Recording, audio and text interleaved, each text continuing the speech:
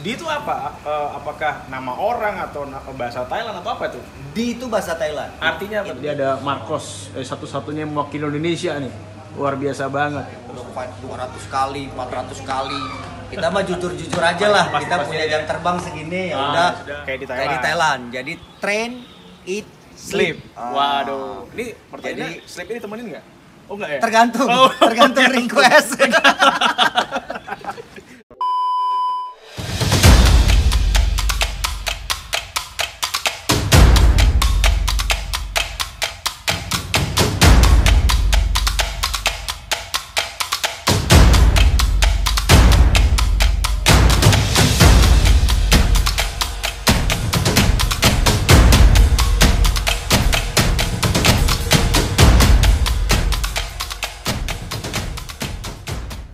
Oke, kali ini gue ada di Muay Thai ya di Bali dan sekaligus ketemu dengan pemilik dari di Muay Thai, yaitu ada Bro Marcos.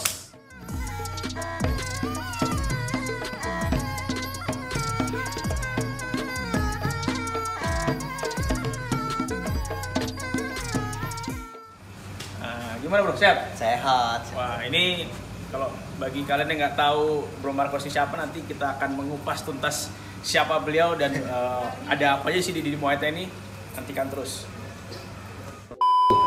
Oke Bro, jadi lu udah berapa lama buka di Muay Thai dan ngelola tempat latihan ini di Bali? Oke, kalau di Muay Thai sih kita mulai dari tahun 2011 ya. Di Lama Bali. banget ya, 2011. Iya, lumayan lah. Waduh. Lumayan lah. Terus 2011, tapi sebelumnya namanya Muay Thai. Kita buka dari 2008 2009 di Jakarta. 2008 2009. Oh, sebelum Jakarta dulu. Sebelumnya Jakarta. Jakarta dulu. 2008 2009 Baru terus pindah Bali. 2011 gue buka di Bali. Apa yang membuat lo waktu itu dari Jakarta kenapa pindah ke Bali? Apakah karena lo sekaligus mau tinggal di sini? Apa lo lihat di Bali mungkin belum ada tempat Muay Thai di situ pada saat itu, seperti apa kira-kira? Jadi awalnya gini, dulu awalnya gue ditawarin sebagai konsultan dulu. Oke. Konsultan untuk diriin satu gym di Bali Tempat yang Muay Thai. sekarang namanya Daily Gym. Daily Gym ya? Daily Gym. Jadi dulu gue di hire sama ownernya jadi konsultan untuk setup gymnya, siapin trainer, Oke. terus ngelatih calon trainer mereka gitu.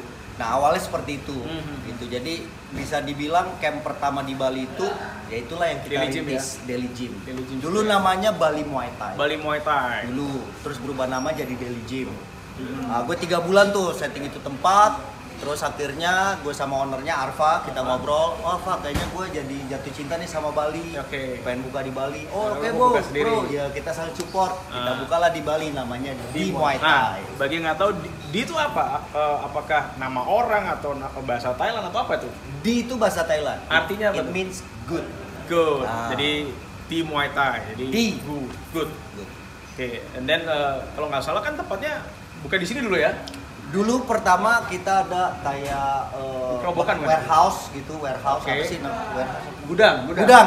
Di gudang. Gudang kita sewa kurang lebih 400 meter persegi. Nah, awalnya di situ. Di situ. 2011. Nah, lalu kurang lebih sekitar 4 tahun di situ, 3-4 tahun di situ, sewanya habis. Akhirnya kita bisa sewa Pindah tempat di di sini. sini, tanah. Tanah ya. Terus kita bangun Tanah akhirnya. kosong dibangun dari tahun berapa itu? Berarti 3-4 tahun itu sekitar 2014. 2014 ya, Ya, 2014. 2014. Tapi ini yang cukup 2013 lah mulai. ini yang cukup unik. Kenapa tiap kali ke Bali gue mesti berkunjung ke di Muay Thai? Harus. Karena kental banget, nuansa Thailandnya terkental gitu. Nah, nanti kita akan coba keliling campnya ya, kira-kira seperti apa, biar kalian juga tahu. Dan bagi kalian yang mau ke Bali, ini salah satu destinasi tempat latihan Muay Thai yang menurut gue sangat rekomen banget ya. Oke, saksikan terus.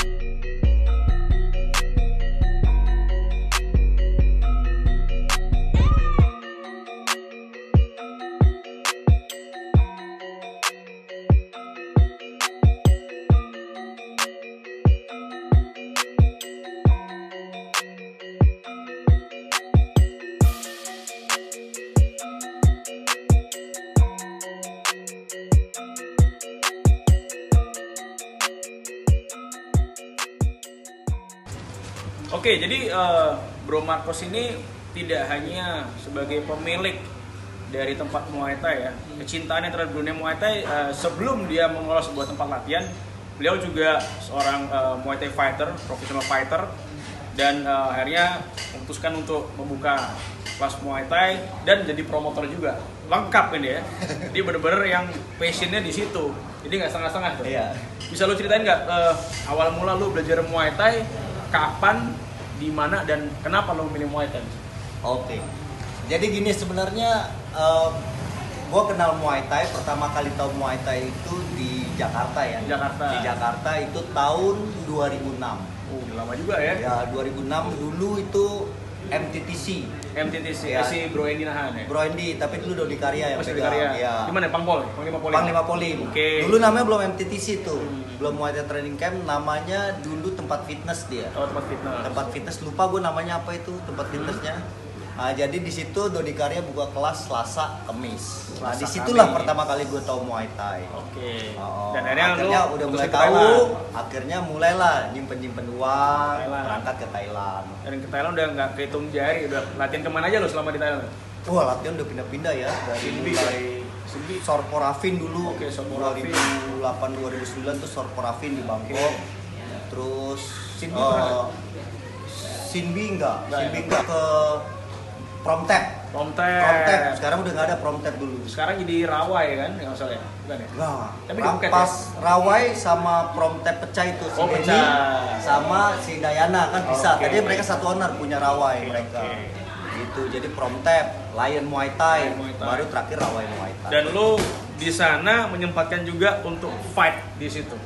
Iya, nah, itu hitung cari pengalaman. Enggak yang pro banget sih, cuman ya cari pengalaman lah. Gua kesini selalu pandangan gue mesti kesini nih. Nah, jadi ada di tahun ini 2011. Dulu ini bawa nama Lion Muay Thai dulu.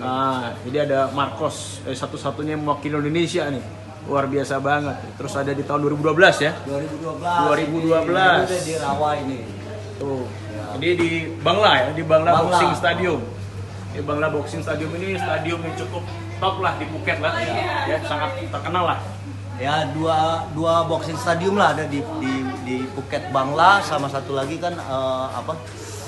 Lupa gue namanya. Ada dua stadium lah sih. Dan setelah lo fight dan kenapa akhirnya lo memutuskan untuk buka camp? Karena passion ya pada dasarnya ya. Memang lu cinta ya di kan? situ Ya kita disebut bukannya professional fighter yang gimana lah begitu, kayak orang bilang ada yang udah fight 200 kali, 400 kali. Kita mah jujur-jujur aja lah. Kita punya jam terbang segini ya udah. Cuman kita sebagai praktisi lah kita sebut. Praktisi yang punya passion akan Muay Thai ini. Yang penting kualitas sih, Bro ya. Iya, penting kualitas. Kitanya belum pernah fight jadi champion atau apa, seenggaknya kita bisa ngebina orang untuk bisa nanti satu saat besar membawa nama Indonesia lagi. Mantap. Tujuannya lebih seperti itu. Dan akhirnya lu juga sebagai promotor.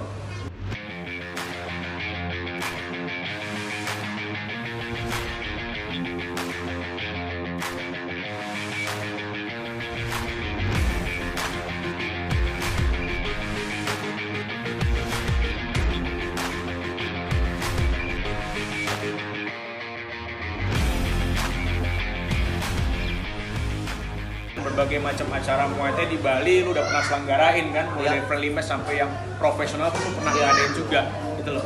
Itu dipikir-pikir apakah menguntungkan, Bro? Awalnya terus terang kan biasanya kan kalau gimana ya, promotor Indonesia kan cukup susah juga sih. Iya. Ngangkat kalau boleh jujur dari hati sih sebenarnya kita ya lose money lah. Lose money lah. Kita pasti spend uang untuk itu kayak tadi gue bilang, kalau kita udah praktisi Muay Thai otomatis kita punya passion. Kalau passion itu kita nggak selalu berharap menghasilkan uang. Mungkin awalnya kita keluar lebih banyak uang, tapi gue yakin satu saat kita menghasilkan. Dari kebanggaan sebenarnya. Pasti. Lebih kebanggaan ya. Dan juga secara nggak langsung kan, kalau gue pribadi, gue melihat bahwa lo bisa dibilang sebagai pioneer lah atau tokoh untuk Muay Thai di Bali gitu loh. Karena pada saat itu memang gue sendiri yang sering pulang pergi Bali, hampir nggak ada tempat latihan Muay Thai sebelumnya gitu. Oke, dan nanti kita akan lihat lagi ada apa lagi sih di Muay Thai sih setelah ini. Nah sekarang gue tebak lagi di mana yo. Nah ini tetap di lokasi yang sama, Cuman di Muay Thai tidak hanya menawarkan fasilitas latihan, tapi juga ada penginapan atau bungalow di sini. Ini konsep apa lagi nih? Setahu gue rasanya di Indonesia nggak ada deh tempat kayak gini kan. Baru kali ini biasanya tempat Muay Thai, ya kan? Atau gabung tempat fitness. Ini tempat Muay Thai tapi ada penginapan. Kayak di Thailand banget kan? Iya. Jadi sebenarnya kurang lebih gue buka konsepnya hampir sama. Kayak di Thailand. Jadi train, eat, sleep. Waduh. Ini pertanyaannya sleep ini temenin nggak? Oh nggak ya? Tergantung request. Oh my god. Wow. Eat, train, sleep. Oke. Dan ini berarti namanya apa? Bungalow berarti ya? Ya kita jadi latihan. Jadi banyak kan tamu. Ya Bali ini kan jadi destinasi wisata lah, jadi banyak tamu-tamu dari luar datang. Jadi kita siapin paketnya juga, mereka bisa tinggal di sini, bisa daily, weekly atau monthly. Lalu bisa training juga. Ya. Lalu ada restorannya juga, mereka mau meal plan kita bisa siapkan. Udah gitu kita juga buat event summer fight. Nah itu misalkan mereka, saya mau fight nih, stay dulu di sini 1 bulan, 2 bulan latihan, nanti kita fight kan di event kita. Dan apa kebanyakan dari turis yang nginep di sini, apakah mereka memang punya background Muay Thai atau kebanyakan ya kayak civilian atau local people biasa gitu? Persentasenya sih lebih banyak yang basic ya, yang basic. Justru sebenarnya yang basic yang making money. Oh, bener. Iya, yang beginner yang making money ya kan. Dia nanti latihan mau private juga gitu. Kalau yang pro kan udah pasti pengennya fight, maunya latihan sendiri gitu. Tapi kebanyakan kita market kita yang beginner. Ya, tapi kita open untuk all level. Jadi beginner, intermediate sampai ke advance pun, sampai ke pro fighter kita open. Waduh, mantap. Dan ini ada kolam renangnya ya guys ya. Jadi pemandangannya keren banget, sumpah asri loh ini asri banget sih. Kayak di kampung-kampung. Jauh dari keramaian dan bener-bener apa ya? Kalau gue lihat sih nyaman ini. Abis selesai latihan, renang, bisa main biliar. Ada biliar juga. Kadang-kadang kita barbecue juga di sana. Waduh, lengkap nih, lengkap. Kita coba ke kamar ya. Siap. Oke, sekarang kita ada di dalam bungalow, penginapan yang ditawarkan oleh di Muay Thai sendiri. Bisa kasih tahu nggak kira-kira rate-nya di harga berapa sih untuk penginapan di sini? Kalau penginapannya kita konsepnya bungalow ya, jadi ada kayak gini small living room, pantry sama kamar tidurnya di atas. Ini kalau harian kita sewakan harganya 400.000 per hari. 400.000. Ya, cuman sekarang lagi COVID-19 kita kasih diskon 50%. Murah banget. Yang harian 25%. Yang bulanan, ini kan bulanannya 7 juta. Jadi per bulan jadi 3,5 juta. Udah termasuk listrik, daily cleaning, breakfast belum. Breakfast nggak ya? Kalau yang monthly belum. Oke, dan apa? Ini satu tipe gini aja atau ada tipe lain? Ada, ini yang deluxe tipenya. Yang standar ada, jadi standar one floor langsung. Jadi ini yang paling tipe yang paling tinggi ya? Deluxe ya. Kalau yang standar lebih murah lagi, yang standar harganya 300.000 per malam. Monthly-nya itu 2.250.000 sekarang. Jadi buat teman-teman yang lagi di Bali, nggak usah bingung cari penginapan ya. Jadi penginapan, latihan, semua jadi satu solusi. Ya ada kafe juga. Nah, nanti kita akan cek juga kafenya ke depan seperti apa, ada menu apa aja. Jadi bener-bener lengkap lah ya. Lengkap. Mau fight juga bisa. Ada eventnya juga.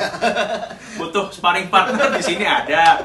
Ya, jadi penginapan ada, latihan pun ada. Sama tadi yang lupa gue tanya, di tempat lo memang khusus Muay Thai aja ya? Nggak ada program lain ya? Iya, memang gue dari dulu sedikit idealis. Gitu. Memang senengnya Muay Thai. Tapi di luar dari program bela diri, apa di sini ada kayak kelas yoga atau apa? Untuk saat ini sih nggak ada. Cuman gue rencana mungkin di garden sana satu saat gue bisa bikin kayak cross training, kayak apa? Yang ini apa itu hit ya mungkin ya? Crossfit ya, semacam crossfit kayak begitu ya. Jadi yang outdoor training, latihan beban, lebih ke arah situ lah ya. Oke. Nanti kita akan lihat ke depan kafenya seperti apa. Nah, nantikan aja gue ya. Oke, sekarang gue ada di kafenya, kafe dari di Muay Thai sendiri. Ya, persis belakang gue. Ini ada apa aja? Di menu apa aja sih? Ya, jadi ada breakfast menu lah, kayak western food sama Thai food. Indonesian food? Ya, kita rubah konsepnya sedikit lebih ke Thai food. Ya, jadi kayak nasi goreng lah di Indonesia ada. Nasi goreng. Ya, mie goreng. Snack mungkin, french fries, scrambled egg. scramble egg buat breakfast, terus french fries, chicken nugget, chicken wings, terus kopi, jus, protein shake. Latihan, minum jus. Sehat nih. Dan harganya tentu nggak mahal, nggak murah lah ya. Masih masuk lah, tengah-tengah. Masih masuk. Nah, terakhir nih, gue mau nanya, lo ingin di Muay Thai ke depan ini bakal seperti apa? Yang sekiranya belum terrealisasi nih, kira-kira apa yang akan mau lo lakuin selain itu di Muay Thai? Kalau gue sih udah cukup puas ya dengan di Muay Thai. Cuman gue pribadinya gue pengen lebih fokus ke regular event di Bali. Sering ya? Itu passion sama impian gue dari dulu. Yang sekarang masih on progress. Pelan-pelan ya. Pelan-pelan ya. Semoga yang nonton ini sponsor-sponsor pada berdatangan ini ya. Soalnya Muay Thai ini salah satu olahraga di Thailand sendiri, dan juga selain di Thailand juga cukup banyak penggemar dan penontonnya. Nah, ini Indonesia juga jangan mau kalah gitu loh, apalagi di Bali kan turis banyak. Jadi harusnya sponsor juga berdatangan sih, dan jangan pernah takut untuk sponsori olahraga combat sport seperti ini gitu loh. Dan ke depan untuk olahraga Muay Thai Indonesia pinginnya seperti apa nih? Maju pasti. Maju ya untuk di Indonesia. Dan mungkin ada yang mau lu sampaikan untuk teman-teman supaya tahu di Muay Thai, mungkin ada media sosial dan segala macamnya. Ya, kalau buat teman-teman yang pengen tahu lokasi atau detailnya tentang tempat ini, kita ada website juga di www.d-muaythai.com.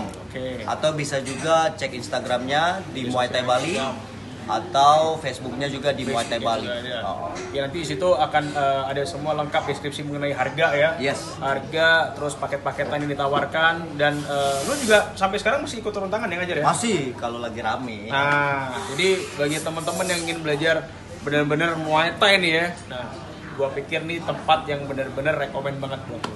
Ya, nanti kan jalan-jalan gua di tempat-tempat Muay Thai yang lain di Indonesia. See you guys.